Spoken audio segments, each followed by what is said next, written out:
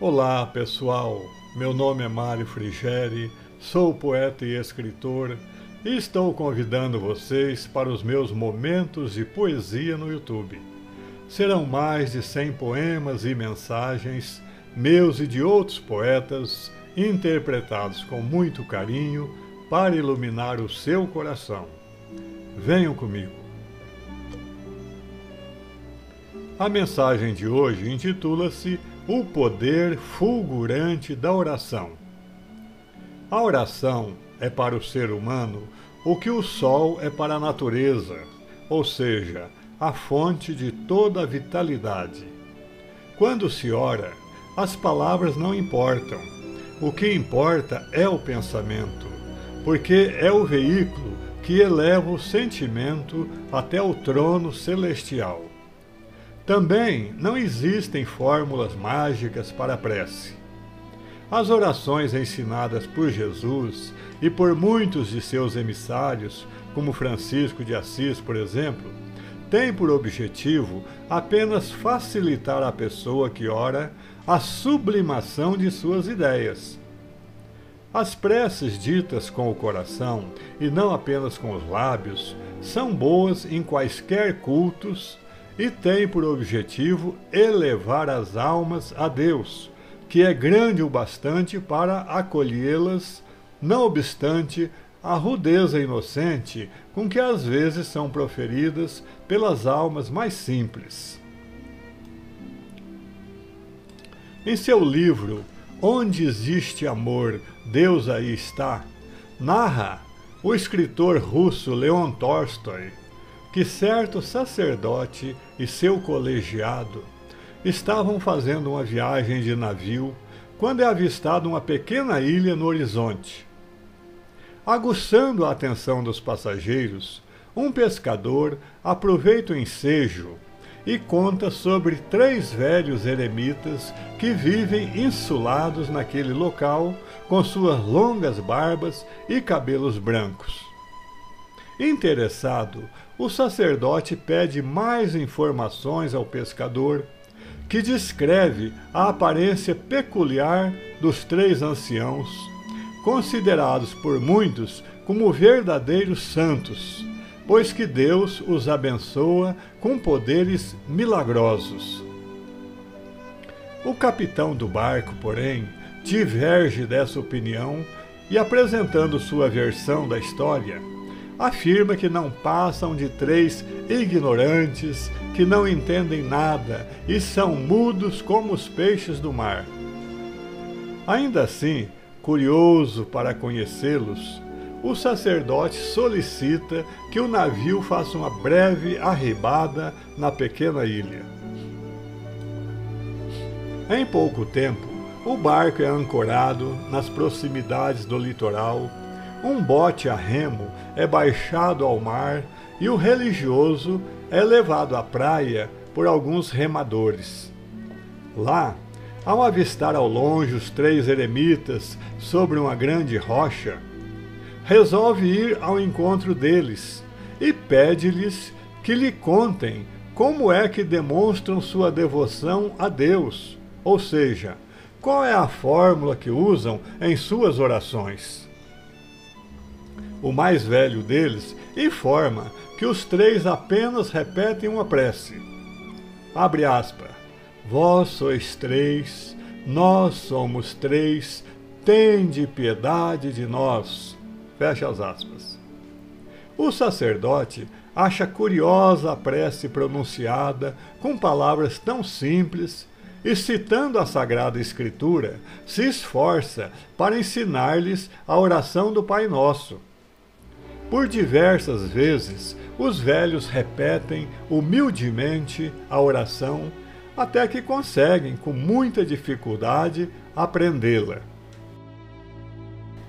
Ao anoitecer, o bem-intencionado religioso despede-se dos anciãos e volta para o barco, muito orgulhoso de si mesmo, agradecendo a Deus por ter tido a chance de ensinar àqueles homens simples a maneira certa de rezar.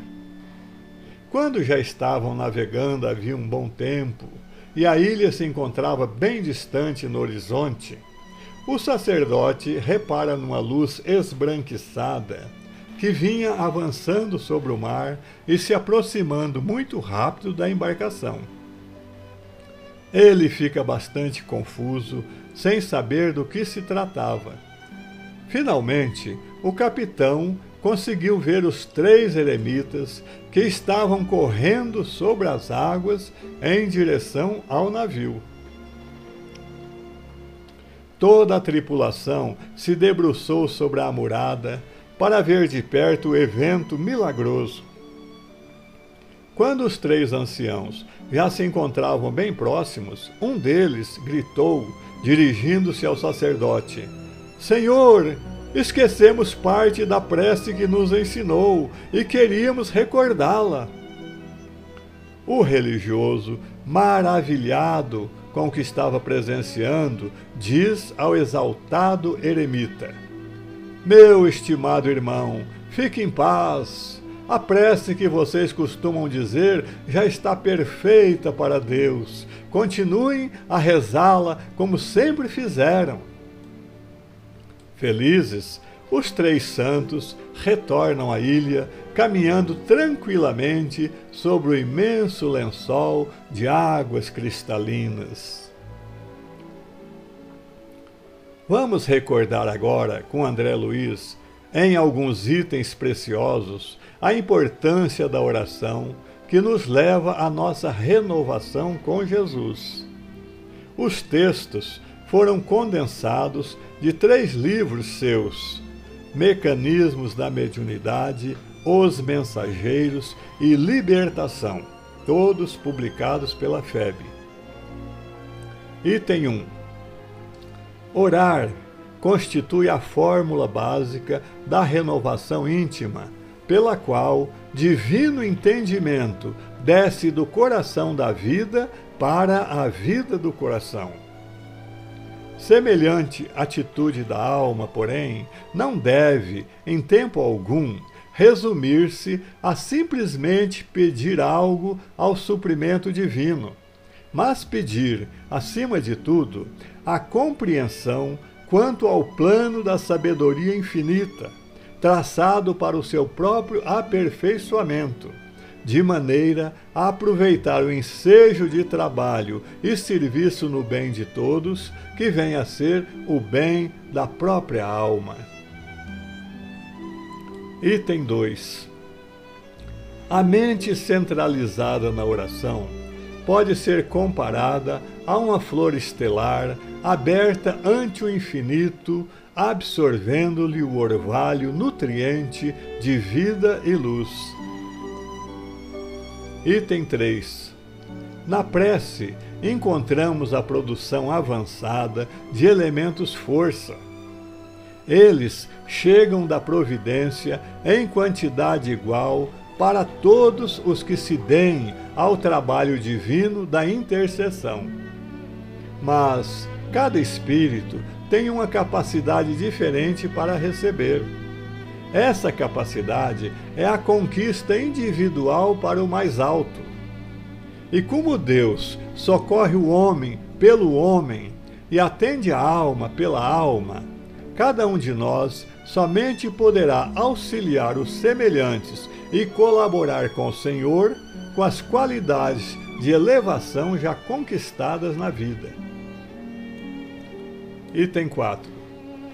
Não podemos abusar da oração aqui no plano espiritual, segundo antigas viciações do sentimento terrestre. No círculo carnal, costumamos utilizá-la em obediência a delituosos caprichos, suplicando facilidades que surgiriam em detrimento de nossa própria iluminação. Nos círculos espirituais, porém, a oração é compromisso de testemunhos, esforço e dedicação aos desígnios superiores. Toda prece deve significar, acima de tudo, fidelidade do coração.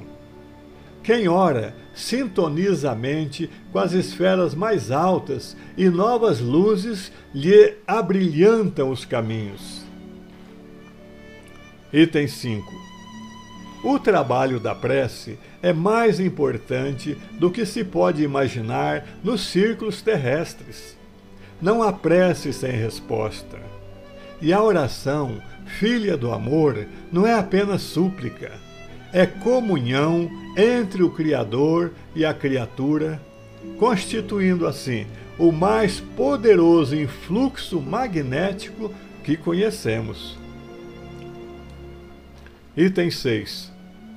Apenas devemos salientar que as respostas de Deus vão sendo maiores e mais diretas à medida que se intensifique o nosso merecimento, competindo-nos reconhecer que para semelhantes respostas são utilizados todos quantos trazem consigo a luz da bondade ou já possuem mérito e confiança para auxiliar em nome de Deus. Item 7.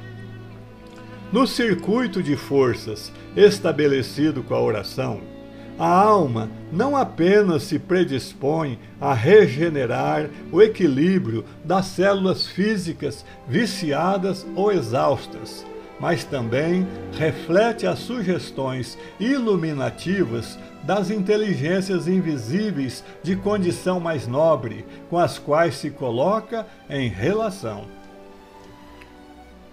Item 8.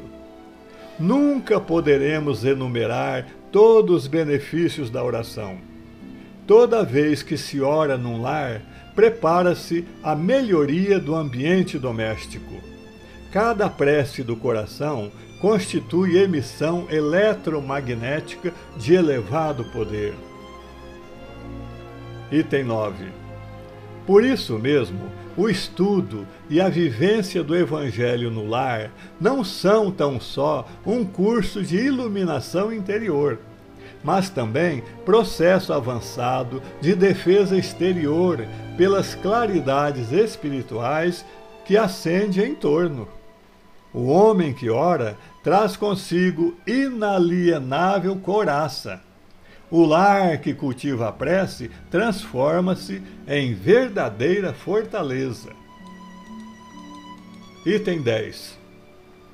Somos diamantes brutos, revestidos pelo duro cascalho de nossas milenárias imperfeições, localizados pela magnanimidade do Senhor na ourivesaria da terra. Somente o amor, sentido e vivido por nós, provocará a eclosão dos eflúvios de amor em nossos semelhantes. Sem polarizar as energias da alma na direção do alto, todo o programa de redenção não passará de um conjunto de palavras pecando por sua flagrante impossibilidade. Item 11. A coroa da sabedoria e do amor é conquistada por evolução através do esforço próprio e da associação da criatura aos propósitos do Criador. A ciência de amar é a ciência de libertar, iluminar e redimir. As luzes que oferecemos ao céu servem sempre de base às manifestações do céu à terra em nosso benefício. Item 12. A maneira da planta frágil é imperioso crescer, subir, lutar para alcançar o oxigênio de cima. Apesar de algemados ao nosso passado delituoso, assim como a semente presa aos detritos da terra, precisamos de ascensão, ar puro e largueza de condições para produzirmos o bem que o Senhor espera de nós. Item 13. Enquanto um trabalhador do bem empresta ouvidos a histórias que lhe lisonjeiem a esfera pessoal, disso fazendo condição para cooperar na obra do bem, quer dizer que ainda estima o personalismo inferior acima do serviço que lhe cabe no plano divino. Item 14.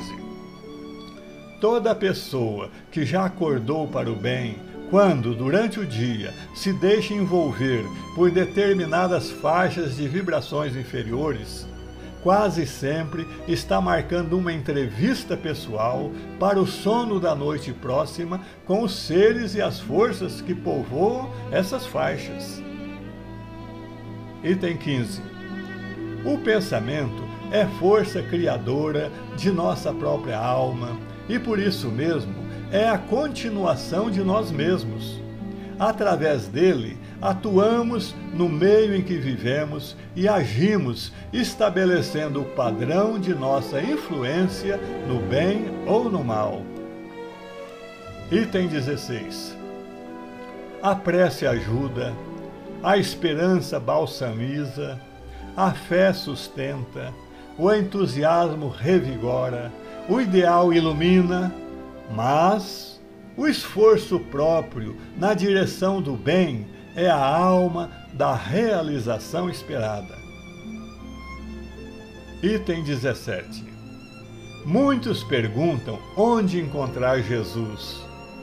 Hoje sabemos que Jesus dispõe de pouco tempo para visitar basílicas suntuosas, embora respeitáveis, porque, na escura senda humana, emergem soluços de peregrinos sem luz e sem lar, sem arrimo e sem pão, a reclamarem a sua divina presença.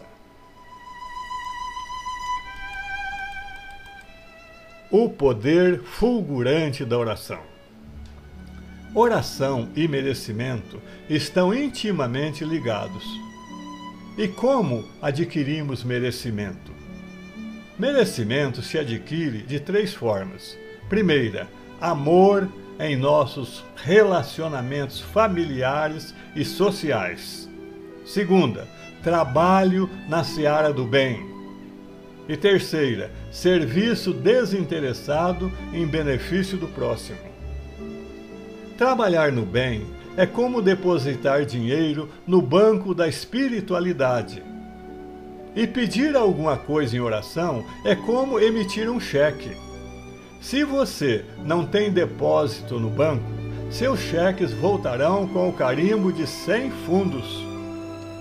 Isso explica porque algumas pessoas, quando oram, pedem e não recebem.